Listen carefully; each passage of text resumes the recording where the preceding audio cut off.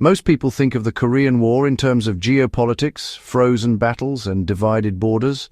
What is far less discussed is how brutally it exposed the weaknesses of modern industrial assumptions, especially when it came to materials.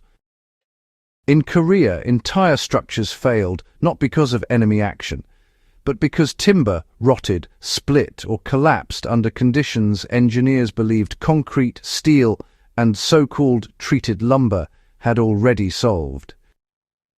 The war quietly revealed something older generations understood well.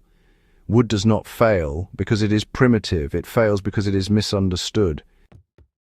The most widespread method was surface densification through heat or oil. Charring, pitch coating, and oil impregnation altered the outer fibers of timber, reducing capillary water uptake. Charred wood did not repel water completely, but it slowed absorption enough to allow evaporation.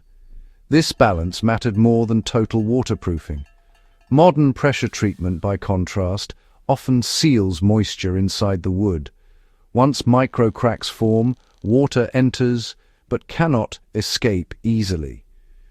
In Korea's climate, this trapped moisture expanded during freezes and accelerated decay. One overlooked method was fire charring timber in contact with soil or weather. Fire charring, sometimes called shosugiban in Japan or simply torch hardening elsewhere, was not decorative. It was functional. The process carbonized surface cellulose, closed surface pores, and created a hostile environment for fungi while remaining vapor permeable. During the Korean War, Korean laborers rebuilding temporary structures often charred replacement posts before setting them. American engineers initially dismissed the practice as superstition. Within months, the performance difference became impossible to ignore. Charred posts resisted rot longer, even without chemical treatment. Where fire was not suitable, older builders turned to oils, fats, and tars. Pine tar, linseed oil, tung oil, and animal fats were used not to seal wood, but to slow moisture movement and feed the fibers with hydrophobic compounds. Timber failure in Korea quietly influenced later military construction doctrine. Modern builders ignore these lessons because they disrupt industrial efficiency. But history shows that ignoring material reality always carries a cost. In war, that cost is immediate. In civilian life, it is deferred, but inevitable. Timber is not obsolete, it is unforgiving of shortcuts. Remembering these overlooked lessons matters more than most people realize. The Korean War is often framed as a political stalemate or a military proving ground.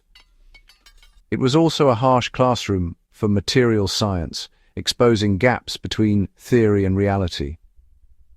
Timber protection was one of those lessons, quiet, uncelebrated, and largely forgotten.